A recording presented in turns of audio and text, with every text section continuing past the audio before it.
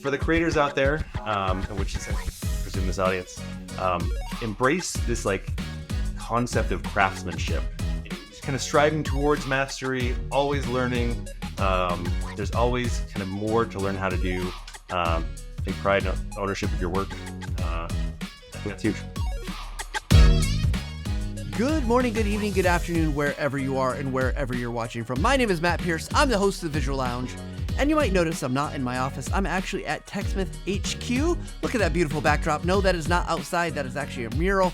I'm excited today because one of the things that I find in my life is that, I get in the kind of habits and routines of certain things that I do. And some of the things I do are not the best practices. They're not fast. They're not helpful. It's just like, that's how I learned it. But if you can get a little bit faster, what would you do with that time? Just imagine a little bit of extra time. So our guest today, he's got some nice tips to help us get better at visuals, maybe some best practices, things maybe speed us up a little bit. We've got a bunch of things to cover. So let's go ahead and introduce our guest today. Before his big pivot into EdTech, Ephraim started his career in public education, helping to start charter schools in San Diego, one of which was even featured by Oprah. He is now a professional problem solver with over 20 years of experience innovating at the intersections of education and technology. Most recently, Ephraim led LXD and Instructional Technology Adversity, a joint project with Harvard University to launch a learning platform focused on early career skill development. Ephraim has a passion for making learning engaging, interactive, and visually immersive, and he is now focused on developing his own consulting practice. With that said, please help me welcome Ephraim Ross to the Visual Lounge. Welcome, Ephraim. Matt, great to talk to you today. Thanks for having me. Oh, I am so excited. One of the great privileges I have is I get to go to events, and I saw you, and we got to meet because you were doing a session on Snagit, which was an amazing session at DevLearn. If you get to do that session again and people get to go to it, I highly recommend it. But today we're going to be talking about some tips and best practices and tips. But before we get into that, we always ask the same first question, and it goes right along with the show, so it works even better. What's one tip you could give the audience about using images or video in their work? So it's our first place we want to start here. I got a couple go-tos. One, always huge for me with the visual stuff, less is more. Really focus on the important stuff. Another, perfection is the enemy of the good. That one's been really helpful to me. But the one I want to talk about today that's been really huge lately is make time to take time to work on your craft. Our days are so busy. You've got a calendar full of meetings. Someone wants to pre-meet before the call. Someone wants to huddle after the call. The time you think you have to work on your craft, to learn some new tricks, to review the new tools out there, it often dwindles down to nothing. And so really be thoughtful about how you schedule your time and carve out those blocks of time on your calendar to really be aware of what's coming out. We're in an interesting moment with AI. There's new tools every day. There's enhancements, new features to the tools you use. But you have to invest the time to stay on top of that stuff. So make time to take time to work on your craft. Okay, I'm gonna push here for a second because I love it. I mean, it's great advice, right? I think everyone needs to do that, especially in the learning and development field. As you said, there are so many advancements, changes, things that are happening at a rapid pace. But reality-wise, I can hear the little voice in my back of my head saying, "Yeah, okay, that's cool if you block off your calendar, but I'm not gonna really stick to it because I'm busy." So, what advice? How would you? I'm not asking for therapy here, but maybe. How would you? What advice would you say to the people? Because I think that's a lot of us, right? Like, it's great advice. We know it's true, but the reality is it's hard to do. Oh, but that's why it's so important. So, and I'm not saying it's going to work. Like, it's not, most of the time, it's still not going to work because that stuff that comes up is the priority. That fire has to be put out. But if you lose that space 9 times out of 10, that 10th time that you actually get to keep that space and use it, chances are, if you hadn't had that intention, you wouldn't be spending that time. And so keeping and guarding that intention, I think, is really important. Again, especially now, just because there's so much cool stuff coming out every day. And we're going to be talking about some of it, I think, in the next few minutes. Yeah, absolutely. And I agree. It's about being intentional. It's building those habits, right? Like, this is a habit. It's like daily exercise. We all know it's good for us. If you don't do it, the price might not be immediate, but it's definitely long-term it has its impact. So great advice. Okay, so that's one down. What else? Where else do we want to go? What do you want to talk about with tips and best practices? Yeah, so tools, tips, and temperaments. Those are kind of the things that I like to think about. I mean, the way I met you, going to conferences, that's a huge piece of this for me. I love learning what tools are out there, how to best use them from my peers. It's a huge part of my process and what kind of keeps me up. And then kind of creating some of my own best practices and tips and sharing those back out is the other piece of that. And so excited to kind of jump through a bunch of them with you. And Matt, you are someone who knows more about this stuff than anyone. So I'm also excited to hear some of your best tools and tips kind of as we go. That's if my brain allows me to remember them at this point. We'll see how it goes. Yeah, one thing I want to talk about is camera streaming apps. So we're actually, I think, using something called Ecamm right now. But most people, if you're doing a lot of screen recording or even just doing a lot of webinars or Zoom calls, you're just kind of connecting your webcam and leaving it at that. Whatever features you have built into Zoom or built into Camtasia, that's not what you're limited to. You can use something like what we're using now, Ecamm, NVIDIA's Broadcast. There's a bunch of other great apps out there that give you some other functionality. Like you can use some depth of field blur behind you. You can add animated movies behind you into the background instead of just kind of still images. The one that's huge for me right now, especially if you're reading from a teleprompter or something, there's an AI tool on the NVIDIA Broadcast app, which is free, which fixes your eye contact. So if you're looking over here to read a script, your viewers are still going to think you're looking directly at that camera. It's going to adjust that in real time as you're speaking. And so if you look away, your audience would never know. And so I think there's a lot of great opportunities from those camera streaming apps. I would highly recommend looking into those. Yeah, so I just to add what you're saying is Ecamm just released. That's a tool that I use for the podcast. The ability to broadcast, like go in, like open a Zoom meeting and use bring Zoom people into Ecamm for recording purposes, or I can push like movies and all sorts of stuff into Zoom. And so yeah, it's amazing what you can do, like the complexity, the dynamics, right? Now, let me ask you this, because that's a great tip, but why, as like learning development professionals or marketing professionals, whoever is trying to do this, what's the kind of the benefit of doing that during your webinar or your Camtasia recording versus, trying to do it in kind of post effect, in your editing? I think it's just a question of efficiency, really. So you can take all those extra steps afterwards, but if you can accomplish these things in real time and already be done, and the folks that were in that live webinar, they had the experience of you looking directly at them versus kind of reading something that was a little more canned over here to the side. I think that's a huge win. You're not spending that time after the fact. You have that extra time back to invest in your craft.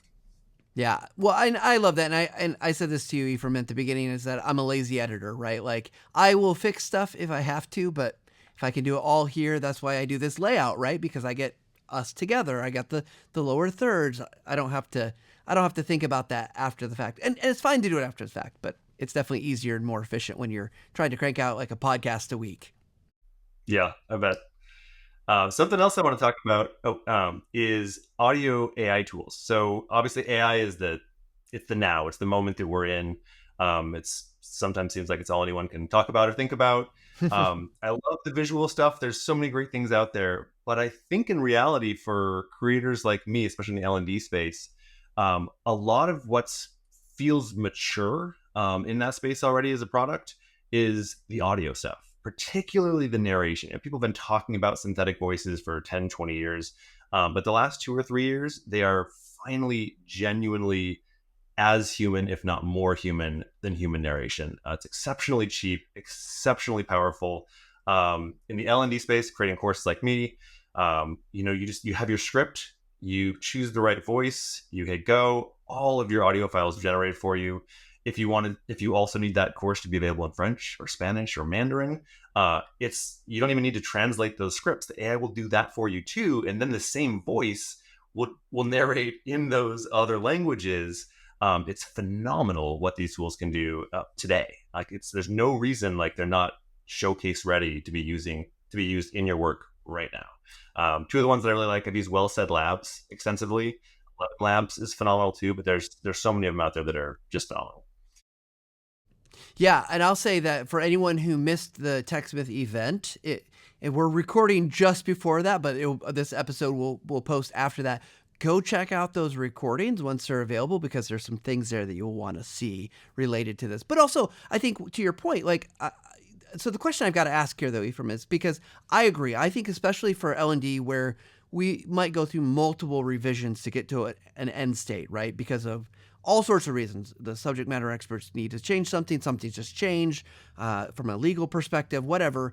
It makes it really easy to do that without having to set up more time in a studio or get the voice to sound the same. It's just going to be consistent. But for you, is there kind of a hinge point where you say, like, yeah, this should be my a natural voice or actual human voice versus a synthetic voice? Or is it kind of maybe that line is going to be blending? Obviously, it will change over time.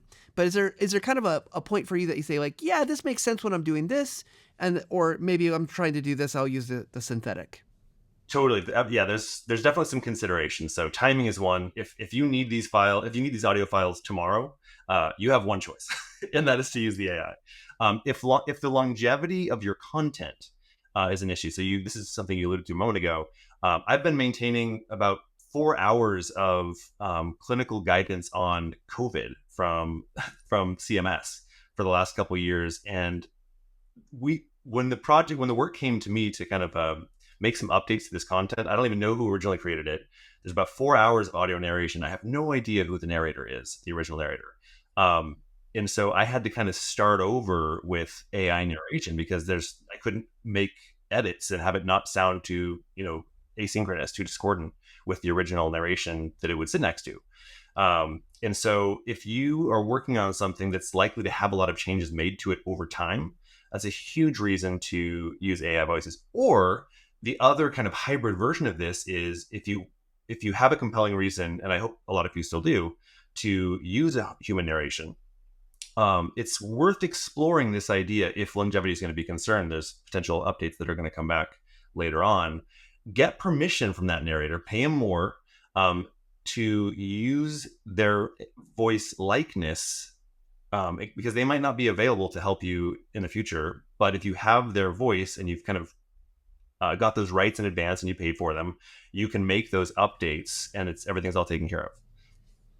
Yeah, and a key point there, we want to obviously be ethical about our use. We want to make sure that if we're working with someone, we've got that permission. But I sat in a demo where a good friend and guest of the show, Josh Cavalier, showed off some of the voice stuff that he did. Like he took his voice and turned it into a synthetic voice, and he took a synthetic voice that matched his voice. Pretty incredible stuff that opens up this, especially again for longevity purposes, a lot of opportunities, which is pretty cool. Yeah, it's actually fun stuff. And so I kind of talked about the importance of finding time to get your hands dirty with some of these tools. But it's also fun to do so. My wife and I, we make up kids stories with my 5-year-old son. And to then be able to go into some of these image creators, I can actually create essentially little on the fly graphic novels based on these stories that we told going to bed the night before. And that's a fun way to kind of play with the technology while simultaneously learning it and getting familiar with the capabilities, which then makes it easier to think about how I might incorporate that into my work processes. Back to the fun side of AI, one thing that I think most people haven't spent much time checking out yet is music. The text to music generators are phenomenal. You can just describe a style of music, killer guitar riff in the middle with, whatever you can imagine. The stuff it puts out in moments is super, super cool. And if you were creating some unique content and you just need some music to kind of fill the intro and fade out, or the outro of the video, it's a fun thing to kind of explore in a virtually free way to play with your content. Yeah. Well, and one thing that's always challenging, right? Because of course we want the best songs, so songs that we're familiar with, but music is hard, and it's hard to find the right music to match your modality all the time. And so that's another really cool option for folks too. So okay, we got voices, we got music, we got camera streaming apps, so we're making things easier. What else is there, do we think? All right, this one, this is going to sound super boring, but teleprompter technology is super good now. So like if you're someone who leads a lot of webinars, you kind of script things out a little bit, or at least to some degree. But you don't want to be looking over there, or you want the script to kind of be staying in line with the words as you're saying them. Because like if you're like me, I kind of get off track, I go on tangents, I lose my flow. Teleprompters now, the AI will actually be listening to you as you speak, and so it will be figuring out where you are in the script and scrolling it kind of naturally in sync with whatever your cadence is in that moment. They can kind of have transparent overlays, so it's sitting on top of the surface that you're looking at versus off to the side. So if you're someone who kind of does that type of work, highly recommend looking into some of those tools. I like SpeakFlow, for instance, but there's a ton of them out there. Can I recommend here? There are a couple things. So first of all, there's lots of tools that will do that. You can even get an iPad app that will listen, right? I can't remember the one off the top of my head, but the other thing is, so this is where hardware can be really nice. Now, obviously, you're not going to go buy a big expensive teleprompter, but there's an Elgato teleprompter, and it sits right on your camera. So if I had it right here, it would be right here in front of the lens, and you wouldn't see it. And it's actually like a little screen. So a couple things that are really cool about this, Ephraim, is that one, you can put your teleprompter, if you got like a teleprompter app on your computer that listens, it will scroll for you. Or if you're good, you could manually scroll up, but that's really hard. But the other thing is, and this goes back to your webinar stuff, and I know this is hardware, so maybe it's about $250 US, so that's could be a barrier. But you can also just put your Zoom window in there, or whatever window so like if we were talking, like I don't have one, so let me be clear, I don't have one right here, but I could have you right up on that screen. So when we were talking, I would be looking right at you. So there'd be no need for me to look at you over here. So that's, yeah. I mean, that's the kind of stuff I look for, because, if in reality we talk about the eyes are the window to the soul kind of thing, right? There's something about when someone's looking at their camera versus looking at their screen or themselves on the screen or whatever, it makes a difference. And so kind of combine that hardware it's pretty inexpensive. It sits on you can put it with a webcam, you can mount it on like in a couple different ways. I just think it's super cool. That's kind of next on my list of things to get just to make my life easier. So like in this interview or any interview, I can just look at the camera, which it just looks and feels better. Yeah, it's very cool. I in my field, L&D, I feel like a lot of people come to this line of work from, like I was a public school teacher for 4 years before kind of coming into this type of work. And so a lot of people don't necessarily have all the training or the awareness as they come into these tasks of what's out there, what resources they have to draw from. And so just being able to connect and kind of get some guidance on terms of like what is out there in the state of, what's available, I think is huge. So hopefully these tips are helpful to someone. Matt, one of the things I'd like to pivot to is Snagit. So Snagit and Camtasia, phenomenal tools. I don't think I need to convince any of your viewers of this, but when you and I met, as you mentioned, I was doing a presentation on Snagit, and one of the really huge tricks for me there that I don't think many people know about, if you're doing a lot of capturing of web pages in particular, I typically use Chrome, and so the editor there is called DevTools. But if you right-click on the website that you're capturing, and you click the Inspect button, you can essentially point the cursor at anything, any image, any text up on the screen, and edit that element of the web page in real time. This is huge for someone like me, because I do a lot of screen captures of health-related web interfaces. A lot of times there's protected information on that. Not every application implementation has kind of sandboxes with dummy data. And so sometimes the thing that you're trying to train with is the live environment with real data inside it. And so having a simple mechanism to essentially scrub and change that real data into fake data in real time before you capture those web shots is huge. So DevTools, highly recommend checking out. It also is just a neat way to kind of learn to familiarize yourself with code and what like the code behind the web page looks like and how these things work.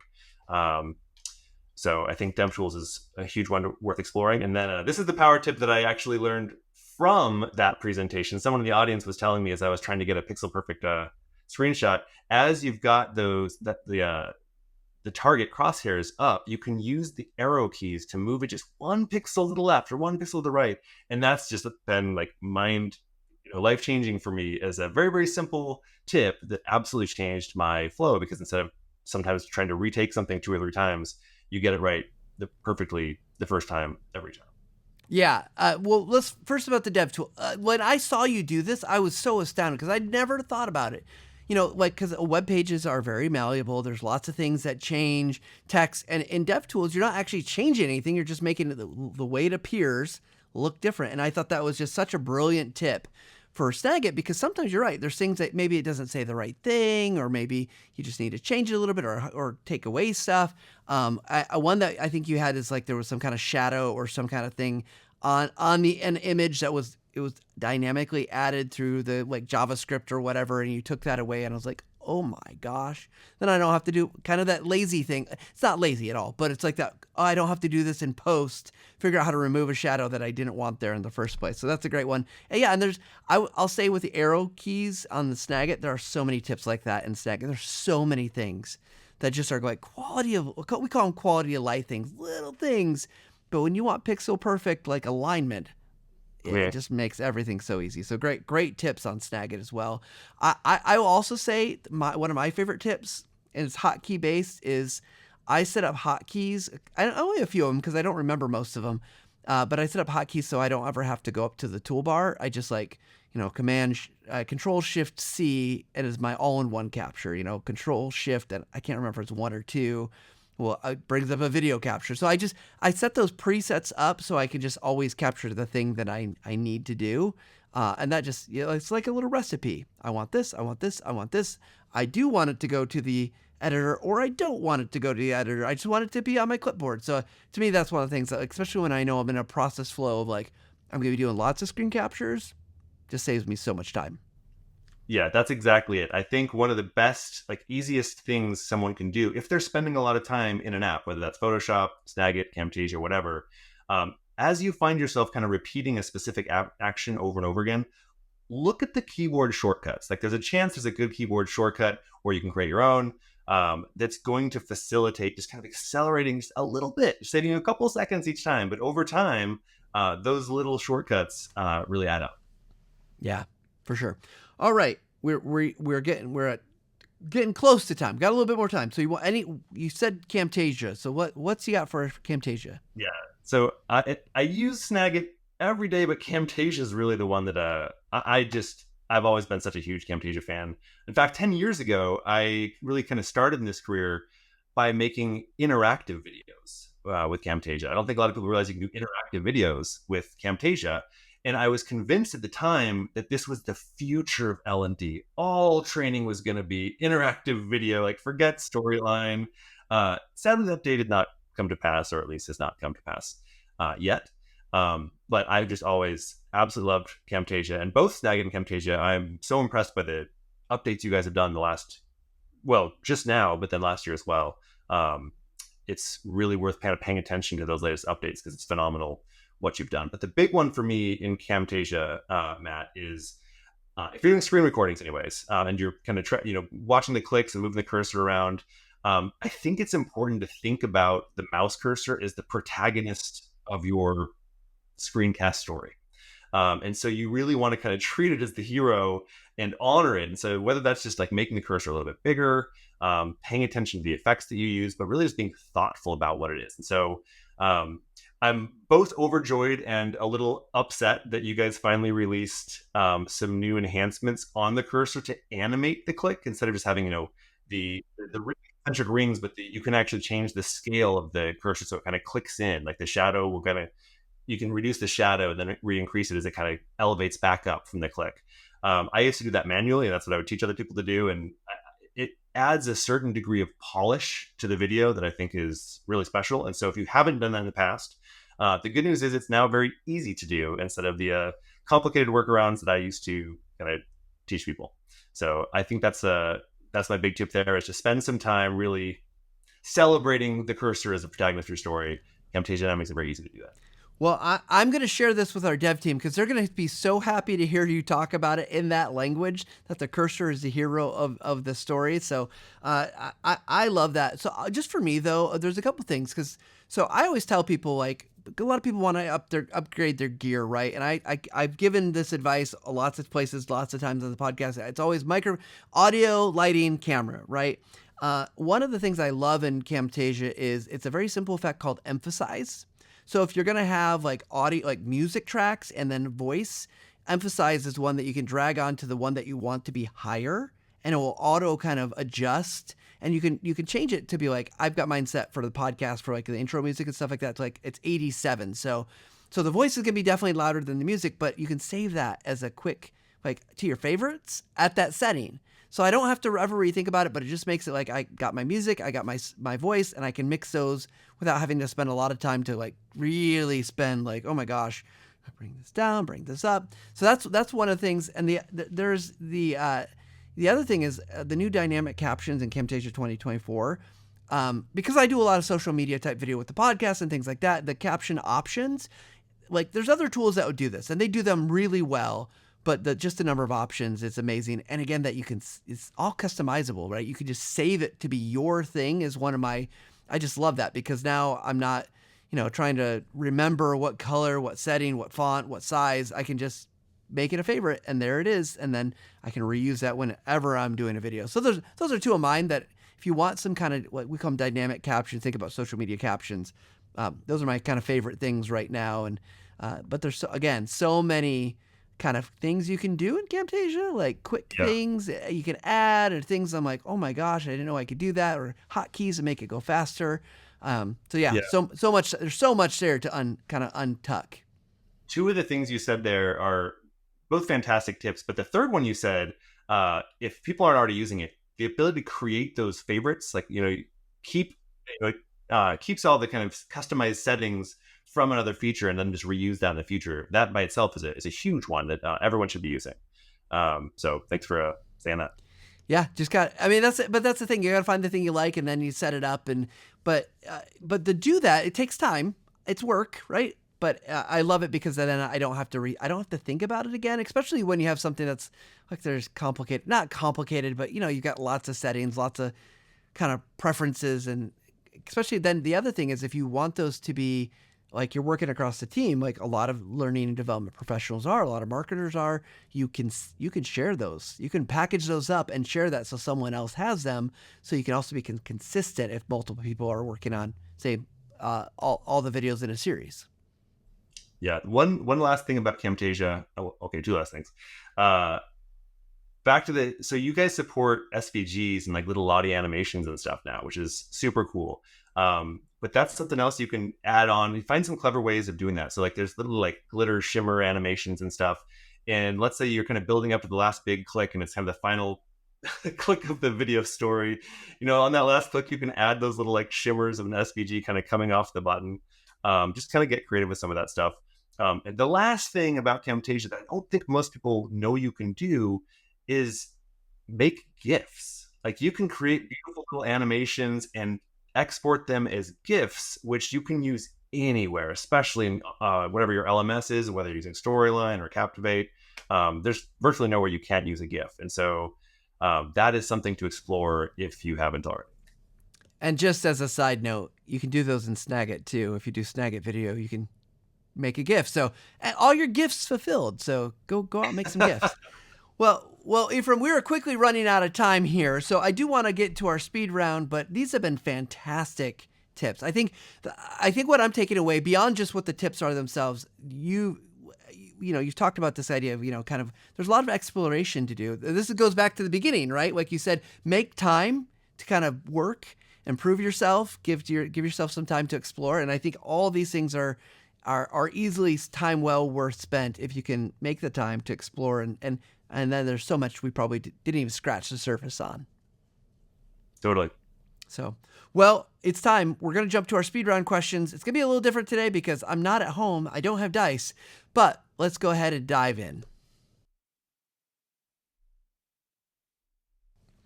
All right, if you're new to speedrun questions, we got 12 potential questions, and we're going to do a little different today because, again, I don't have dice. I didn't prepare like a generator or anything like that. So, Ephraim, I'm going to give you the benefit of the doubt and let you pick a number between 1 and 12. 11. 11. Okay. If you had to pick an image that represented you, what would it be? One of my favorite images is this little Venn diagram of a beaver on one side playing a guitar and a duck on the other playing the keyboard. It's a Venn diagram, and in the middle is a platypus playing the keytar. Anyways, I've always felt that image, I was the platypus in that Venn diagram, so it makes me quite happy. And I love it. And the keytar, that's a classic image. The keytar is great, the platypus. And for any of my Phineas and Ferb friends out there, platypus. Perry the platypus. All right. Next question here. Talking about being awkward. Next question. Pick a number, not 11, but between 1 and 12. Let's just go with 1. Number 1. Okay, I'm going to warn you. Some people have said this is a challenging question. If you could have dinner with anyone in history, could be living, could be past, who would it be and why? I don't know if I have a good answer to this one, but always really admired Carl Sagan.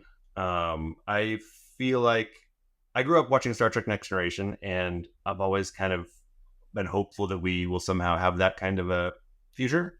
And I think Carl Sagan was one of those rare voices that could get people to kind of see this bigger view of the universe. And so it would be fun to kind of chat with him. Yeah.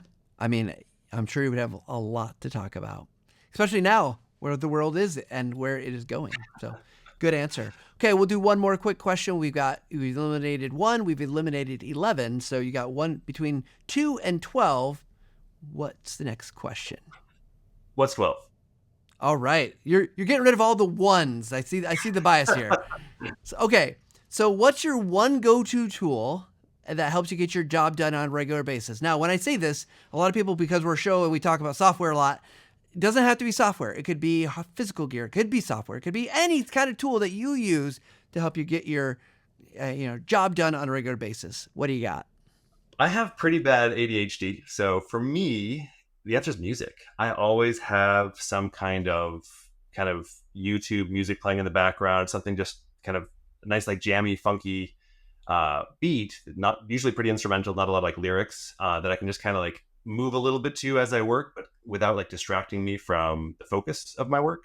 And so I would literally not be able to work professionally without music. So that's the huge one for me. So, and it was the beaver playing the guitar, right? Yes. Anything with guitars, you can't go wrong. That's right. Well, Ephraim, this has been fantastic. Thank you for all these wonderful tips and bringing them to light for our audience. Before we wrap up, if people want to connect with you, where should they look, or how should they connect with you?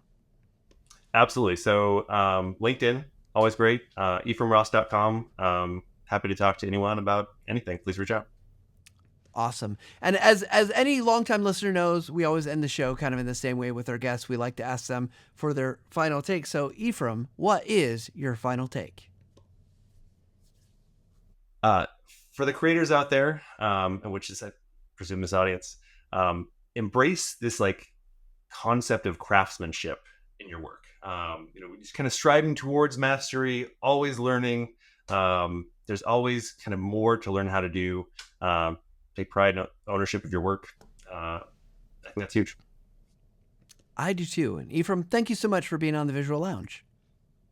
Thanks, man. It's been a pleasure. You bet. All right, everybody. What great advice. There's always something more to be learned. There's always time that we can spend in learning, but you've got to make time, as Ephraim said. But here's the thing. All these things he talked about, he spent time doing that. And all these things will benefit him because he spent time. Now, you only get the benefit because you spend the time. I know it's a hard upfront cost, but guess what? That's how we get better. That's the thing that we have to do. We have to put in the reps. We have to try things. We have to explore, because you never really know. If you're just doing always the same thing, and I'm guilty, I do that too. So I'm not just calling you all out, but if you do the same thing all the time, you just get the same results. You never really progress. And we want you to progress. We want you to get better. So with that said, we want to progress. Give us feedback. Send us an email at thevisuallounge@techsmith.com or tag us on social media. We'd love to hear what advice you've got for us. You got a tip or trick you want to share, or you got advice for how we can get better. We'd love to know it.